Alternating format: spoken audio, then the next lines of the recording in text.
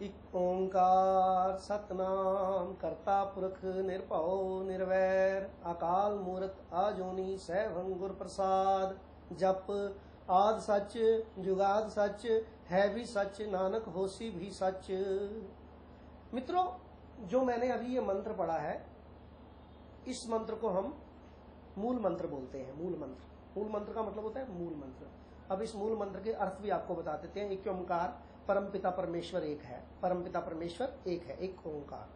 परमपिता परमेश्वर एक है जो सबका मालिक है, सारी सृष्टि का मालिक है, सारी सृष्टि को चलाता है, बनाता है, सारी सृष्टि को पालन करता है, सारी सृष्टि का भरण पोषण करता है, सारी सृष्टि की देखरेख करता है, सारी सृष्टि को नियमबद्ध तरीके से बांध रखा है। सूरज को सूरज की जगह पर, चंद्रमा को चंद्रमा की जगह पर, धरती को धरती की जगह पर, पानी को पानी की जगह पर, हवा को हवा की जगह पर, जीवन को जीवन की जगह पर, प्रकृति को प्रकृति की जगह पर, यूनिवर्स को यूनिवर्स की जगह पर, गैलेक्सी को गैलेक्सी की जगह पर, सबको एक नियम में बांध के रखा हुआ है, एक सूत्र में बांधा हुआ है। जैसे कोई बिल्डिंग बनाता है ना, तो बड़ी से बड़ी बिल्डिंग हो तो सूत में देखते हैं वो सीधी है कि नहीं, सीधी नहीं होगी तो गिर जाएगी ना।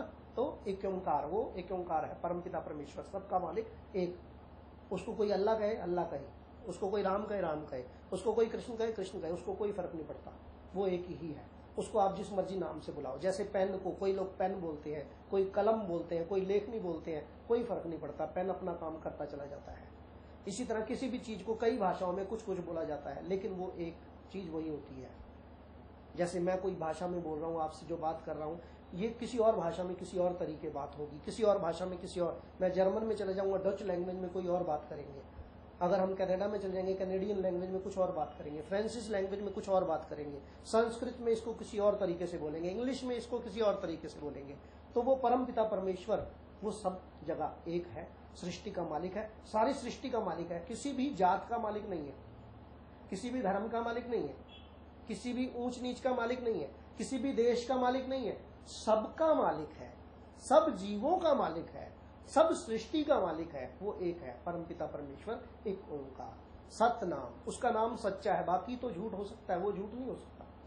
सतनाम, कर्ता पुरख, सब कुछ करने वाला वो स्वयं है, कर्ता पुरख, कर्ता पुरख। निर्भव, निर्भव है, उसको किसी का भय नहीं है, भय नहीं है, निर्भय है, निर्भव, भय नहीं है, ना भय देता है ना भय लेता है, निर्भव, निर्वैर, ना किसी का वैरी है ना किसी को वैरी बनाता है, समदृष्टि है, निर्भव निर्वैर। अकाल मूरत, उसका उसकी मूर्त इस प्रकार की है जो किसी को दिखती नहीं है, वो अकाल है, उसको कोई काल छू नहीं सकता। अकाल मूरत, अकाल मूरत। अजोनी, किसी जोनी में नहीं आता है। जैसे जोनी होती है अंडा जेर सेतज उत्पज, अंडे से जेर से सेने से उत्पजने से, किसी जोनी में नहीं है। अजोनी, अजोनी सहभंग, अपने ही शक्ति से प्रकाशमान है, किसी की शक्ति लेनी नहीं पड़ती है उसको।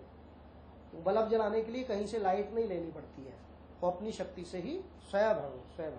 आजोनी स्वयं गुरु प्रसाद, परम पिता परमेश्वर अकाल पुरख जो है, उसकी कृपा से ये ज्ञान रूपी प्रसाद प्राप्त होता है। जो ज्ञान रूपी प्रसाद, ये हमें पता चला है, ज्ञान रूपी प्रसाद उसकी कृपा से ही प्राप्त होता है, गुरु प्रसाद। जप, जप मतलब उसको ही जपो, नाम लो उसको, उसको याद करो, बार बार दोहराओ, सिमरन करो। किसको? जो आद से सच है, सदा सदा से सच है, हमेशा से ही सच है, आद सच, जुगाद सच, जुगों जुगों से सच है, पता नहीं कितने जुगों से वो सच है, जुगों जुग, जुगाद सच है, भी सच, आज भी सच है, अभी भी सच है भी सच। नानक होसी भी सच, गुरु नानक देव जी कहते हैं कि वो आगे भी सच रहेगा। नानक होसी भी सच, कि वो आगे भी सच रहेगा। जो सच था, सच है, सच रहेगा। अकाल पुरख, एक ओंकार, सबका मालिक, सबका एक मालिक है। अच्छा, अब इसको हम एक तरीके से साबित करने का प्रयास करते हैं। हम लोगों ने सुना है अणु, अणु, न्यूट्रॉन, प्रोटॉन, इलेक्ट्रॉन होते हैं ना। अणु में तीन चीजें होती है, न्यूट्रॉन, इलेक्ट्रॉन और प्रोटॉन। ये साइंस मानती है। जैसे हमारी कोशिका होती है, जो हमारा शरीर है कोशिकाओं से बना है, तो एक कोशिका, कोशिकाओं में सूरज होता है, मतलब उसमें भी न्यूट्रॉन, प्रोटॉन और इलेक्ट्रॉन होते हैं, जो साइंस कहती है। साइंस की बात भी करें ना तो साइंस कहती है। और कोशिका से ही शरीर बनते हैं, कोशिका से ही पेड़ पौधे बनते हैं, कोशिका से सब बनते हैं। और जो अणु होता है, जो एक कण होता है, कण से ही, कण से मिट्टी, मिट्टी से फिर आपका ईंट बन जाती है, सीमेंट बन जाता है, लोहा बन जाता है, लकड़ी कण से ही बन। कई कणों को मिला दे तो कणों से ईंट बन जाती है, फिर सीमेंट है, बजरी है, रेत है, लोहा है, मकान बन जाते हैं। कणों से ही बने, कणों को एकत्र किया, मकान बन गए बड़े बड़े। तो किससे बने? एक छोटे से कण से। उसी प्रकार जो हमारा शरीर है, जो इस संसार में शरीर मात्र ये शरीर बनता है, ये शरीर आया कहां से? माता पिता संभोग करते हैं, तो माता पिता का जो वीर्य होता है उससे इंसान का जन्म हो जाता है, जन्म होने लग जाता है मां के पेट में। ये वीर्य कहां से आया? मेरा वीर्य कहां से आया? मेरा वीर्य मेरे पिताजी से आया। और मेरे पिताजी का वीर्य कहां से आया? उनके पिताजी से आया। उनका कहां से आया? उनके पिताजी से। उनका कहां से आया? उनके पिताजी से। उनका कहां से आया? उनके पिताजी। तो पीछे चले जाए, बिल्कुल आखिर में चले जाए तो कौन सा पिता बचा? एक पिता। एक पिता एकस के हम बारक, तू मेरा गुरहाई। जो हमारा पिता है वो एक है। इसलिए ये हिंदू मुसलमान सिख ईसाई के झगड़ों से बाहर निकलो मित्रों, पिता हमारा एक है। साबित होता है, आप साबित करके देख लो, पूरी दुनिया का पिता एक है, पूरी सृष्टि का पिता एक है। तो वो वहां से हम आए हैं। तो वो जिंदे व्यक्ति से आए या मरे हुए से नहीं आए। एक मरा व्यक्ति वीर्य निकालकर दूसरे का जन्म नहीं कर सकता, जिंदा व्यक्ति ही करेगा, और जिंदी स्त्री होगी तब होगा, मरे पे नहीं हो सकता। तो जिंदों से आए हैं हम, और जिंदे ही हैं। आप सोचिए कहां से आए? तो मूल तत्व क्या हुआ? मूल तत्व हमारा परमपिता परमेश्वर है। मन तू ज्योत स्वरूप है, अपना मूल पछाण। गुरबाणी में कहते हैं मन, हे मन, शरीर को नहीं बोल रहे, मन को बोल रहे हैं, क्योंकि शरीर तो नष्ट हो जाएगा और ये मन नष्ट होता नहीं है। मन मरे धात मर जाए। जब ये मन मरेगा धात मर जाएगी। धात मतलब वीर्य मर जाएगा। मन मरेगा ना तब ये खत्म हो जाएगा। मन मरता कहां है? किसी का नहीं मन मरा, आज तक नहीं मरा। मन तो एक सेकंड में इधर है, एक सेकंड में उधर है। हर 7 सेकंड में मन की गति बदल जाती है। मन ये सोचता है, मन ये सोचता है, मन वो करता है, मन वो सोचता है। मन मिनट में प्यार करने लग जाता है, मन मिनट में नफरत करने लग जाता है। मन मिनट में लालची हो जाता है, मन मिनट में किसी पर दया करने लग जाता है। मन मिनट में किसी का साथी हो जाता है, मन मिनट में किसी का दुश्मन हो जाता है। मन मिनट में किसी को बचाने वाला बन जाता है, मन मिनट में किसी का मर्डरर बन जाता है। मन मिनट में किसी की इज्जत बचा रहा होता है, मन मिनट में किसी का बलात्कार कर रहा होता है। तो ये जो मन है इसको संभालना होता है। इसको संभालने के लिए ये जो बुद्धि है इसको स्थिर रखना पड़ता है। बुद्धि के कहने पर मन चले तो ठीक है, और मन के कहने पर बुद्धि गई तो सब नष्ट हो जाता है। इसलिए मन के कहने पर नहीं चलना है, बुद्धि के कहने पर चलना है। और बुद्धि किसके नियंत्रण में रखनी है? जो नियम है, जो परमपिता परमेश्वर ने नियम बनाए हैं। सूत्र में बंध के रहना है। जैसे 2 + 2 = 4। अगर हमने आगे की तरफ जाना है तो प्लस का सूत्र लगाना पड़ेगा, अगर पीछे जाना है तो माइनस का सूत्र लगाना पड़ेगा। तो अगर माइनस का सूत्र लग जाएगा तो प्लस नहीं होगा, प्लस का सूत्र लगेगा तो प्लस होगा, गुणा का सूत्र लगेगा तो गुणा हो जाएगा, भाग का सूत्र लगेगा तो भाग हो जाएगा।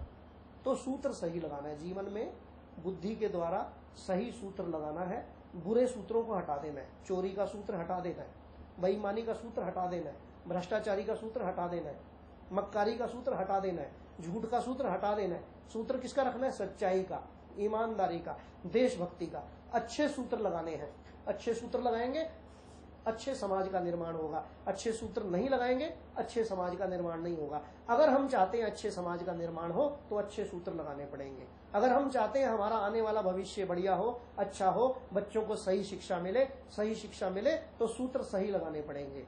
नशों से बचना पड़ेगा, बुराई से बचना पड़ेगा, परमात्मा द्वारा बनाई गई नियमों के आधार पर चलना पड़ेगा। परमात्मा द्वारा बनाए गए नियमों के आधार का अगर हम अपोज करेंगे तो परमात्मा भी हमारा अपोज करेगा। इसलिए हमें सपोजिंग में आना पड़ेगा। जो परमात्मा कह रहा है, जो परमपिता परमेश्वर के नियम है, जो परमपिता परमेश्वर के नियमों में बंध कर चलना पड़ेगा। एक ओंकार तब सार्थक होगा। एक पिता एकस के हम बारक तब सार्थक होगा। तू मेरा गुरुहाई तब सार्थक होगा। एक दूसरे से भाई बहन या एक दूसरे से मित्रता या एक दूसरे की सेवा करने की भावना तब आएगी, उससे पहले नहीं आएगी। इसलिए एक बनो, एक के बनो और एक बन के रहो। एक बनो, एक के बनो और एक बन के रहो। आपस में लड़ो मत, एक दूसरे के हक मत मारो, एक दूसरे से प्रेम करो, एक दूसरे की सेवा करो, एक दूसरे की भक्ति करो, एक दूसरे को उठाने का प्रयास करो। केकड़ावाद नहीं कि ये बढ़ने लगा है तो पैर खींचो, नहीं।